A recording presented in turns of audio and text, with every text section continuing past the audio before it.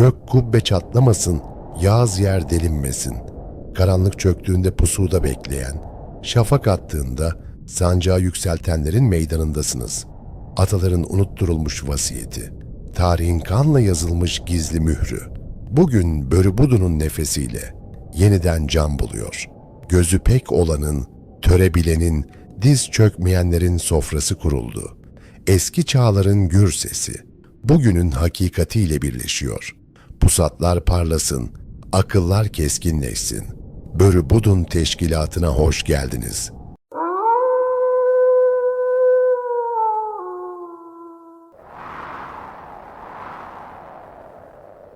Bir ok fırlatıldı gökyüzüne. Işığı cihanı tuttu. Önce baba ihanet etti. Sonra evlat, töreyi kandan ve demirden yeniden kurdu. Gökyüzü gri bir dumanla kaplanırken aslan kükredi. Rüzgar tersine esmeye başladı. 10.000 atlısı vardı. Hepsi tek bir can, tek bir nefes. Elinde yayı, belinde pusatı, altında rüzgarla yarışan doru atı. Mete dediğin, Gök Tanrı'nın yeryüzündeki gölgesi, yiğitliğin bitmeyen hevesidir. Şimdi, zalim Çin titreyecek, Bozkır'ın kurdu meydana çıkacak. Çamlıbel'in değil, tüm Ötüken'in kurdu uyandı. Kılıç kınından sıyrıldı. Bugün intikam günü, bugün koç yiğitlerin düğün günüdür. Hun sarayında fitne kol gezerdi. Teoman Han, Çinli hatunun zehirli sözlerine kandı. Öz oğlu Mete dururken, tahtı küçük oğluna vermek için karanlık planlar kurdular. Baba sevgisi, yabancı bir kadının fısıltılarıyla yerini soğuk bir taht hırsına bıraktı. Mete, kendi öz ocağında bir yabancı, babasının gözünde ise bir engel haline gelmişti. Çadırın dışındaki karda, tek başına dururken, yüreğindeki ateş, buzdan daha soğuk, bir intikam yeminine dönüştü. O gece, bir evlat öldü, bir başbuğ doğdu. Ordugahta huzursuzca kişneyen atlar ve yaklaşan fırtına, ihanetinin habercisiydi. Meşaleler rüzgarda titrerken, kaderin çarkı, Mete için dönmeye başladı. Herkes uyurken, o uyanıktı, pusuyu seziyordu. Meğer ki ölüm fermanı, rehin adı altında süslenerek Mete'nin eline tutuşturuldu. Teoman, öz evladını düşman yüçilelere teslim ederken, arkasında bırakacağı saldırı planını çoktan yapmıştı. Maksatı, Mete oradayken savaş çıkarmak ve düşmanın hıncını öz oğlundan almasını sağlamaktı. Düşman Yüeci kralının küstah bakışları altında, Mete'nin başı hiç eğilmedi. Zincire vurulmuş olsa da, gözlerindeki o vahşi bozkurt ateşi sönmedi. Esaret, onun iradesini kırmak yerine daha da biledi. Mete, esaret altında bile eğilmeyen başı ve hırçın duruşuyla düşmanın yüreğine korku salıyordu. O, bir esir değil, zincire vurulmuş bir aslan gibiydi. Kurtulacağı anı bekleyen, sessiz bir güç. Zaman daraldı. Teoman'ın orduları, ufukta toz bulutlarıyla göründüğünde, Yüeçiler kılıçlarını Mete'ye doğrulttu. Lakin Mete, bir kurt çevikliğiyle, gardiyanını etkisiz hale getirip, en hızlı atın yelesine yapıştı. Ölümün soğuk nefesini ensesinde hissederek, Hun sınırına doğru bir şimşek gibi fırladı. Gece karanlığında, uçsuz bucaksız bozkırda süren amansız takipte, Mete ve atı birer gölge gibiydi. Arkasından gelen ok yağmuruna ve bağırışlara aldırmadan, özgürlüğe doğru dolu dizgin koştu. Atının nalları toprağa değil, kaderi dövüyordu. Mete'nin, Hun topraklarına ulaştığı andaki güneşin doğuşu, yeni bir çağın başlangıcıydı. Bitkin ama muzaffer bir halde. Dağ geçidinden çıkarken, onu gören Hun gözcüleri, başbuğlarının geri döndüğünü anladılar. Teoman, oğlunun bu mucizevi dönüşü karşısında hem şaşırdı, hem de onun cesaretinden korktu. Halkın gözündeki kahramanlığını bastıramayacağını anlayınca, ona komuta etmesi için 10.000 kişilik bir birlik verdi. Lakin bu bir lütuf değil, Mete'yi göz önünde tutup, kontrol altında tutma çabasıydı. Mete bu 10.000 kişiyi, kendi canından birer parça gibi eğitmeye başladı ve onlara kurt töresini öğretti. Disiplin, onların eti kemiği oldu. İtaat, onların yegane kuralı. Bozkır'ın en amansız, en vahşi ordusu şekilleniyordu.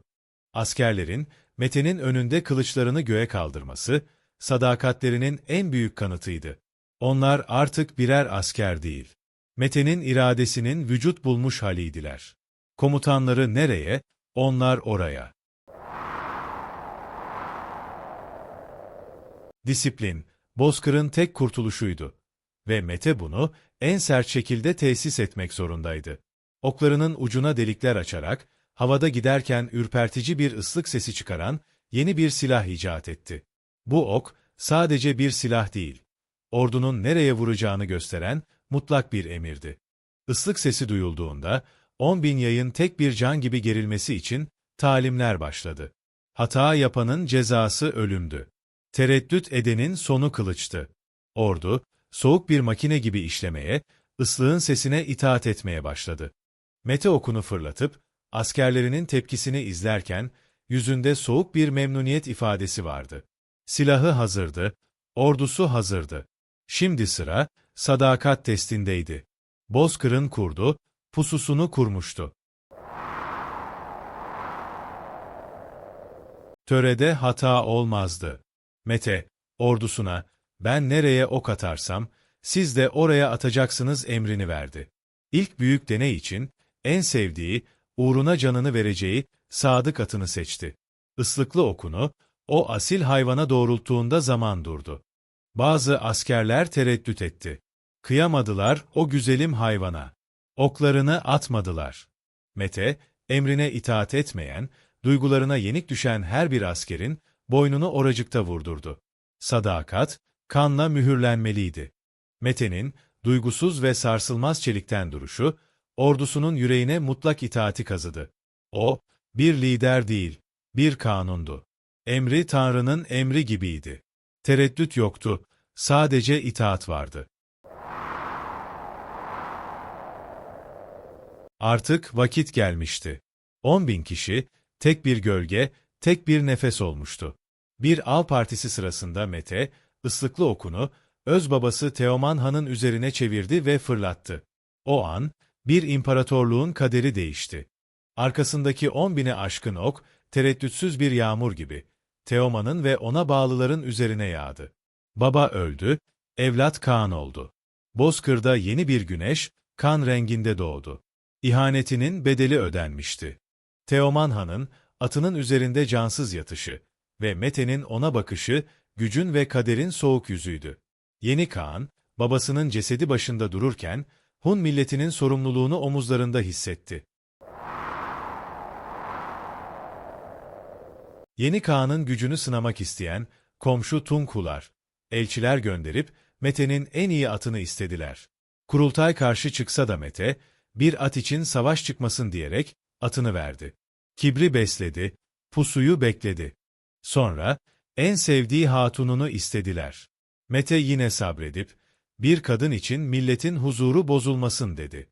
Hun beyleri öfkeden titrerken, Mete'nin sabrı, bir kurt pususu gibi, sessiz ve derindi. Tunkular, Mete'yi korkak zannedip, en büyük hatalarını işlemeye hazırlandılar. Mete, onların kibrini bir silah gibi kullandı. Barışçıl görüntüsünün arkasında, savaşın soğuk yüzünü sakladı. Kibiri artan Tunkular, bu kez, iki devlet arasındaki, çorak ve işe yaramaz bir toprak parçasını istediler. Mete Han kükredi. At benimdir verdim, hatun benimdir verdim. Ama toprak devletindir, kimseye verilmez. O güne kadar sabreden dev uyandı. Pusatlar çekildi ve orduya derhal hücum emri verildi. Toprak için akıtılacak ilk kanın kutsallığı, o gün tarihe kazındı. Barış bitti, savaşın vahşi müziği başladı. Mete'nin öfkesi Bozkır'da yankılanırken, Tunku elçileri, korkudan titrediler. Onlar bir korkakla değil, bir imparatorla konuştuklarını çok geç anladılar. Kurt dişlerini göstermişti. Hazırlıksız yakalanan Tunkular, korkak sandıkları Mete'nin ordusunu, karşılarında bir fırtına gibi buldular. Mete'nin onlu nizamı, düşman hatlarını, bir bıçak gibi ortadan ikiye yardı. Kaçacak delik arayan Tunku beyleri kılıçtan geçirildi. Tunku toprakları Hun mülküne katıldı. Kibirleri kanla temizlendi. Bu zafer, Bozkır'ın tek efendisinin kim olduğunu tüm dünyaya ilan etti. Artık kimse Mete'nin gücünü sorgulayamayacaktı. Savaş meydanında yükselen Hun sancakları ve zafer çığlıkları yeni bir imparatorluğun doğuşunu müjdeledi. Mete Han, Bozkır'ın kaderini elleriyle çizmişti. Zaferden sonra Mete, ordusunu ve milletini demir bir disipline sokmak için onlu sistemi kurdu. 10 kişi bir onbaşıya, 10 tane onbaşı bir yüzbaşıya, 10 tane yüzbaşı bir binbaşıya bağlandı. Artık bir emir verildiğinde, en alttaki erden en üstteki komutana kadar herkes ne yapacağını biliyordu. Bu sistem, binlerce yıl sonraki modern orduların bile sarsılmaz temeli olacaktı. Kaosun yerini nizam, bireysel kahramanlığın yerini kolektif güç aldı. Hun ordusu, tek bir organizma gibi hareket etmeye başladı. Mete'nin askeri dehası, Bozkır'ın vahşi atlılarını dünyanın en disiplinli savaş makinesine dönüştürdü. Onlu sistem, Hun İmparatorluğu'nun omurgası oldu. Mete, sadece kılıcıyla değil, aklıyla da Türk boylarını birleştirdi. Gök altındaki tüm yay çeken boyları. Tek bir aile yaptım dedi. Kurultay toplandı, boy beyleri diz çöktü ve Mete Han'ı gök tanrının yeryüzündeki gölgesi olarak tanıdı. Dağınık yaşayan boylar, artık tek bir yumruk, tek bir devlet ve tek bir ülke etrafında kenetlendi. Hun adı, gücün ve birliğin sembolü oldu. Bozkır'da nizam tesis edildi. Kurultay çadırında yükselen Hun sancağı, birliğin ve beraberliğin ebedi timsaliydi. Mete Han, bir milletin babası olmuştu. Güneyde zenginleşen Han hanedanlığı, kuzeyden gelen bu yeni fırtınanın farkına vardığında çok geç kalmıştı. Mete, Çin içlerine yıldırım harekatları düzenleyerek şehirleri ve kaleleri bir bir sarstı. Çin Seddi'ni bir engel değil, bir antrenman sahası olarak gördü ve Hun nallarının sesini Pekin kapılarına kadar taşıdı. Çin orduları, bu hızlı ve acımasız düşman karşısında çaresiz kaldı. Çin sarayında korku ve panik hakimdi. Mete'nin adı, kabuslarının başkahramanı oldu. İmparator, bu barbar gücü durdurmak için son çare olarak devasa ordularını topladı. Çin İmparatoru Gaozu, 320 bin kişilik devasa ordusuyla Mete'yi ezmek için yola çıktı. Mete, sahte geri çekilme taktiğiyle imparatoru ve seçkin birliklerini ana ordudan ayırıp Pai Teng Dağı'na çekti. Dev ordu hantal kalırken Hun süvarileri dağı bir kuş gibi sardı. İmparator, kurdun pususuna düşmüş bir ceylan gibi çaresizce tepede kapana kısıldı. Tuzak tıkır tıkır işlemişti. Mete, tepeden düşmanına bakarken zaferin soğuk gülümsemesi yüzündeydi. Çin'in kibri, Pai Teng'in dondurucu soğuğunda donmak üzereydi. Mete, kuşatmayı görsel bir gövde gösterisine dönüştürdü. Ordusunu dört yöne göre at renklerine ayırdı. Batıda beyaz, doğuda boz, kuzeyde siyah ve güneyde doğru atlar. Çin İmparatoru tepeden baktığında her yönde aşılmaz, renkli birer duvar gördü. Bu askeri disiplin, Çinlilerin yüreğine korku ve hayranlık salan bir sanat eseri gibiydi. Kaçış yoktu, sadece kuşatma vardı. Dört renkli atlının oluşturduğu kuşatma halkası, Hun gücünün ve nizamının en görkemli kanıtıydı. Mete Han, savaş meydanını bir tuval gibi kullanmıştı. 7 gün boyunca Çin İmparatoru ve ordusu tepede aç ve susuz ve dondurucu soğukta bırakıldı. Mete, nihai darbeyi vurmak yerine düşmanının iradesini kırmayı seçti. Açlık, kılıçtan daha keskin bir silahtı. İmparator Gaozu, dünyanın en büyük ordusuna sahip olsa da Mete'nin izni olmadan adım bile atamayacağını anladı. Gurur kırıldı, açlık diz çöktürdü.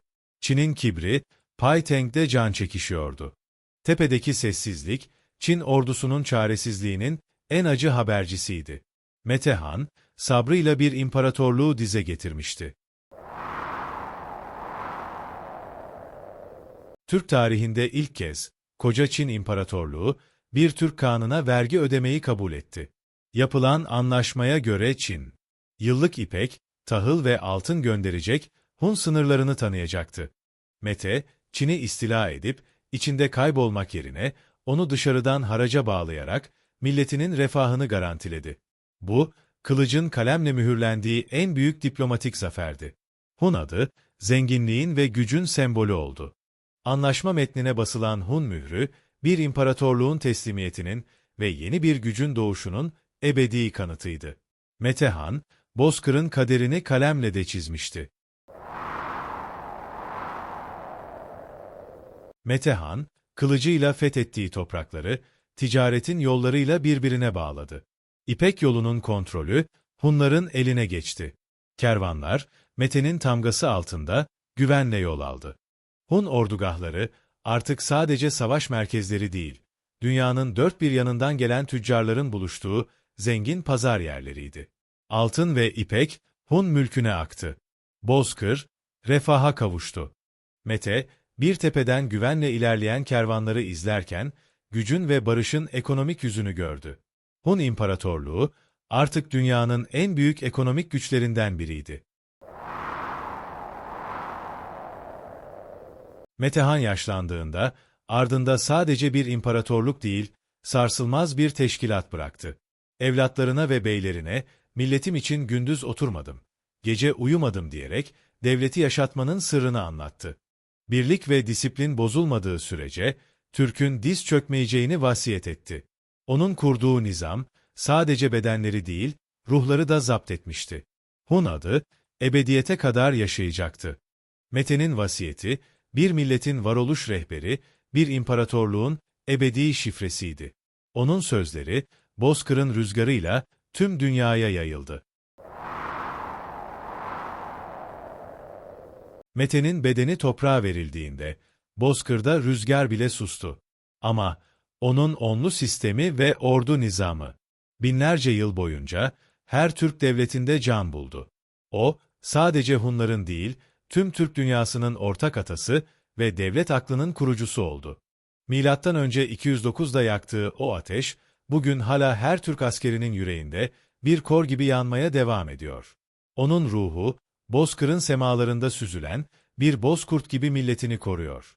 Metehan, ebediyete kadar yaşayacak bir efsane, Türk'ün gücünün ve birliğinin ebedi timsalidir. Onun adı, tarihin altın sayfalarına altın harflerle kazınmıştır. O katıldı, menzilini buldu.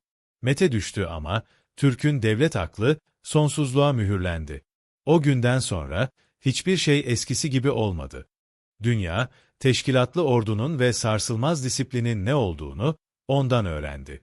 Ve bilinsin ki, bugün her onbaşının, her yüzbaşının sesinde, Metehan'ın ıslığı vardır. Mete'nin ruhu şad olsun, Türk'ün yolu açık olsun. Onun adı, Bozkır'ın ebedi rüzgarıyla, kıyamete kadar yankılansın. Sözümüz bir ok gibi yayından çıktı, hedefi buldu. Sanılmasın ki ateş söndü, sanılmasın ki kurt inine çekildi. Dağların doruğunda yanan bu meşale, budun uyanana dek sönmeyecektir. Gönlünüzde ataların cesareti, zihninizde törenin adaleti baki kalsın. Bir sonraki kurultaya dek izimiz sürülmeye, sesimiz yankılanmaya devam edecek. Gök Tengri Türk'ü korusun. Kutlu kalın, börü budunu takipte kalın.